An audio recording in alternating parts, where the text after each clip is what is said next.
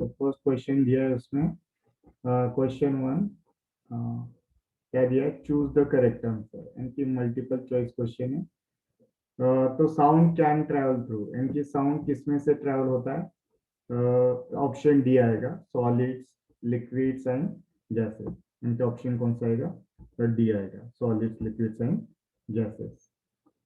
Next देखो question two क्या दिया है, which of the following voices is likely to have minimum frequency.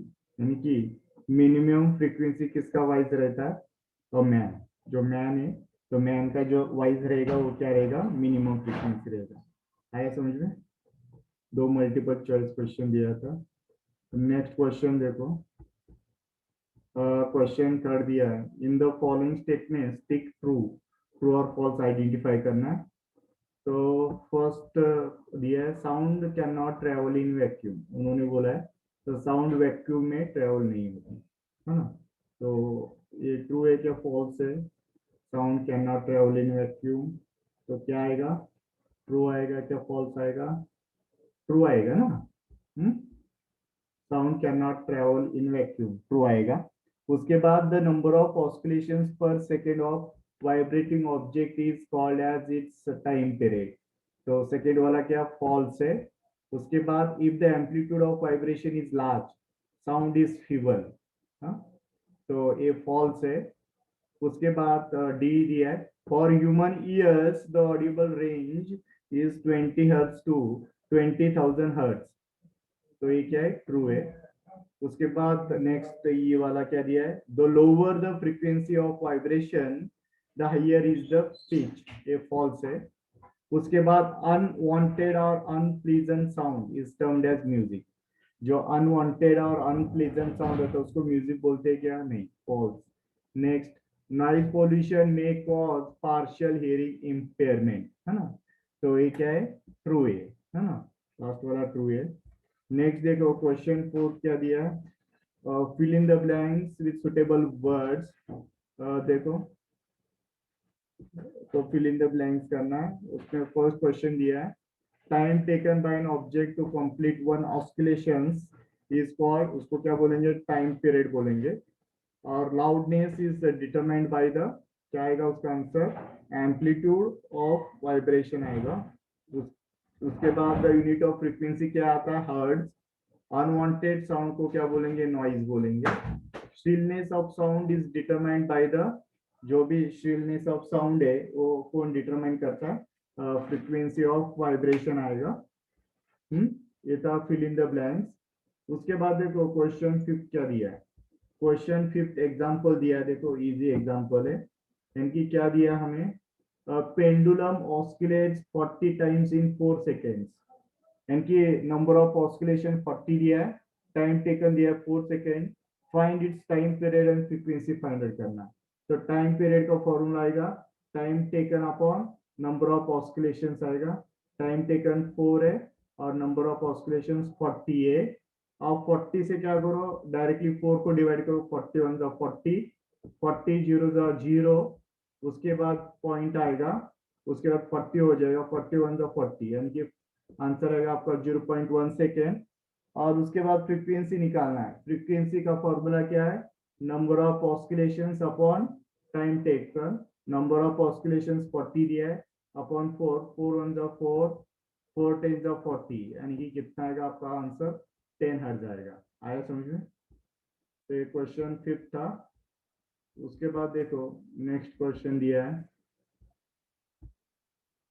Question six दिया है। देखो क्वेश्चन सिक्स भी क्या दिया है, प्रॉब्लम दिया है, the sound from a mosquito is produce, हाँ, the sound from mosquito is produce when it operates its wings at an average rate of 500 vibrations per second दिया है। उसके बाद what is time period of vibration, time period निकालना है। तो time period का formula क्या है? Time taken upon number of oscillations. Time taken कितना दिया? पर सेकेंड, यानी कि 1 सेकेंड लेंगे। और नंबर ऑफ ऑस्किलेशन दिया है 500। तो आप क्या करेंगे? 1 अपॉन 500, तो 500 से डायरेक्टली 1 को डिवाइड करो। 500 से डायरेक्टली आप क्या कर सकते हैं?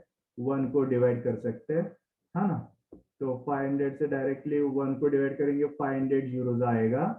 उसके बाद पॉइंट, फिर उसके बाद एक जीरो आएगा, फिर से 500 यूरोज आएगा, फिर से और एक जीरो आएगा, फिर से 500 यूरोज आएगा, फिर से एक जीरो आएगा, 500 टू द 1000 आ जाएगा, 500 टू द 1000, यानी कि आपका आंसर जो आएगा 0.002 सेकेंड आएगा। उसके बाद क्वेश्चन 7 क्या दिया है, आइडेंटिफाई द पार्ट, क्या बोला है, identify the part which vibrates to produce sound in the following instrument, है ना, यानी कि ढोलक में कौन सा पार्ट वाइब्रेशन करता है, ढोलक हैज द स्ट्रेच मेम्ब्रेन रहता है विच वाइब्रेट टू प्रोड्यूस साउंड। उसके पास सितार में भी स्ट्रेच स्ट्रिंग रहता है, सितार में क्या रहता है, स्ट्रेच स्ट्रिंग रहता है, सितार में क्या रहता है, स्ट्रेच स्ट्रिंग रहता है, when vibrate they produce sound, यानी कि सितार में क्या रहेगा, स्ट्रेच स्ट्रिंग्स रहेगा। उसके बाद फ्लूट, फ्लूट क्या है, म्यूजिकल इंस्ट्रूमेंट है, फ्लूट भी उसमें क्या रहेगा, एयर कॉलम रहेगा, एयर कॉलम की वजह से फ्लूट में क्या होता है, साउंड प्रोड्यूस होता है। ये नेक्स्ट आपको पॉइंट देना है, what is the difference between noise and music, difference बताना है नॉइज एंड म्यूजिक में। Can music become noise sometimes, कभी कभी नॉइज यानी कि म्यूजिक नॉइज होता है, क्या पूछा उन्होंने, तो म्यूजिक क्या है, music is a sound which produces pleasing sensation while noise is an unwanted and unpleasant sound।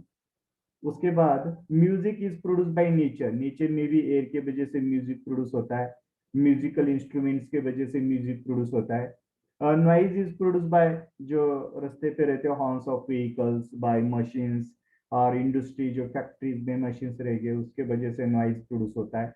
Noise उसके बाद क्या बोला है, म्यूजिक कैन बिकम नॉइज हो सकता है when you play it through very high volume, जब आप वेरी हाई वॉल्यूम में इंस्ट्रूमेंट बजाएंगे तो म्यूजिक म्यूजिक का कन्वर्जन किस में होता है, नॉइज में होता है।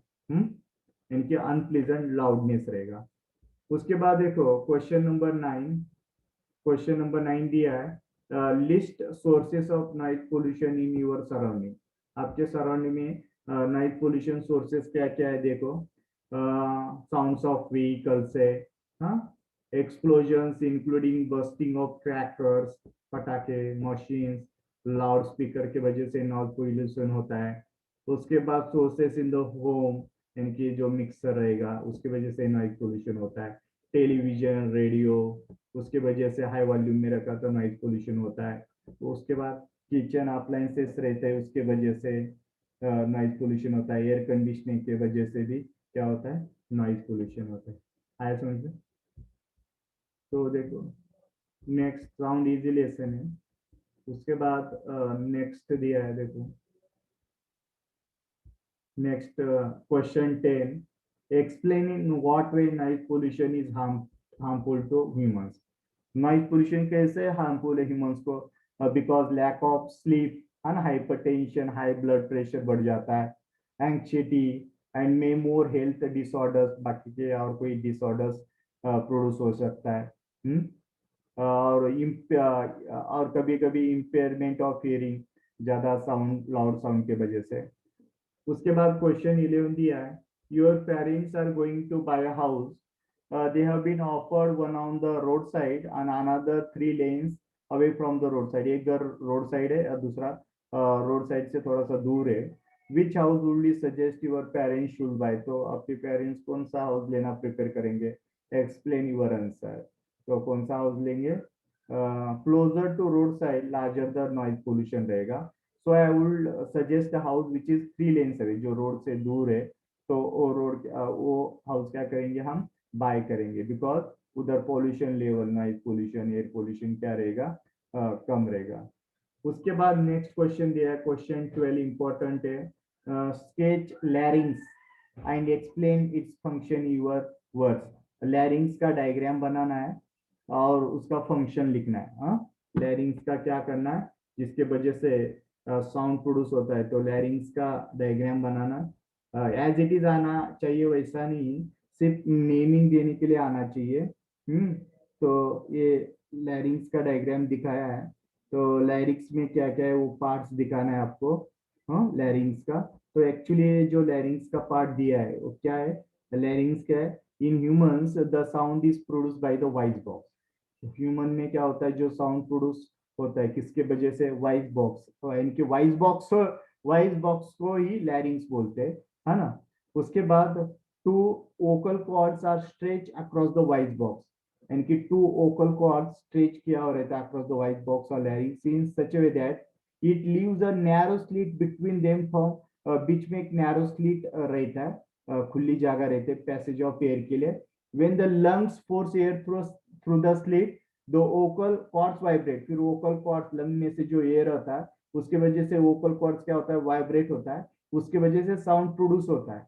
Muscles attach to the vocal cords, muscles जो अटैच रहते हैं vocal cords can make the cords tight और लूज। इनकी जो वोकल कॉर्ड्स को जो मसल रहते हैं उसका काम क्या रहता है? वोकल कॉर्ड्स को टाइट और लूज करने का। When the vocal cords are tight and thin, the type or quality of voice is different from that when they are loose and thick। जब vocal cords tight रहेगा उसका आवाज, और जब vocal cords loose रहेगा उसका आवाज, दोनों का आवाज क्या रहेगा? डिफरेंट रहेगा। आएगा समझ में? तो याद रखो लैरिंग्स का डायग्राम और उसका फंक्शन याद रखना है आपको। उसके बाद नेक्स्ट देखो, नेक्स्ट पेज, क्वेश्चन नंबर 13 दिया लास्ट वाला। देखो लास्ट वाला क्वेश्चन क्या दिया है?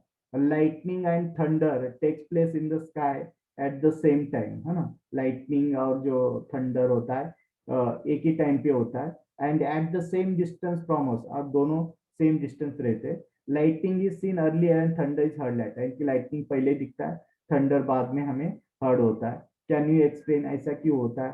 तो इसका आंसर क्या है? स्पीड ऑफ साउंड इज कितना रहता है? 330 मीटर पर सेकेंड, और स्पीड ऑफ लाइट रहता है 3 के ऊपर 1 2 3 4 5 6 7 8 जीरो है, 3 के ऊपर 8 जीरो मीटर पर सेकेंड रहेगा।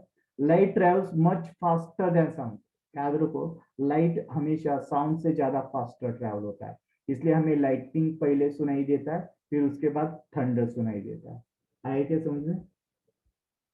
तो ये 13 क्वेश्चन जो थे साउंड के थे, उसके बारे तो देखो उसके आगे हम करेंगे नेक्स्ट जो क्वेश्चन